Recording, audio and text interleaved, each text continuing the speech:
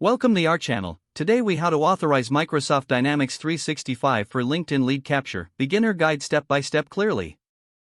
To authorize Microsoft Dynamics 365 for LinkedIn lead capture, begin by logging into your Microsoft Dynamics 365 account. Once logged in, navigate to the main dashboard. On the left-hand menu, locate and click on the Settings option. In the Settings menu, find and select Marketing. Next, look for LinkedIn lead gen integration within the marketing settings. Click on the Configure button next to LinkedIn lead gen integration. You will be prompted to sign in to your LinkedIn account for authorization. Enter your LinkedIn credentials and proceed with the login. Once logged in, a permission request will appear. Review the permissions that Microsoft Dynamics 365 is requesting. If you agree, click on the Allow button to grant access. After authorization, you will be redirected back to Microsoft Dynamics 365. Here, confirm that your LinkedIn account is successfully linked. Next, set up your lead capture form in LinkedIn.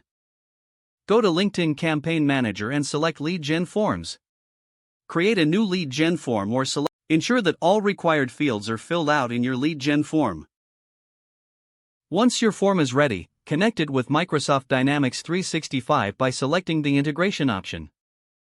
In Dynamics 365, locate the Forms section under LinkedIn Lead Gen Integration Settings.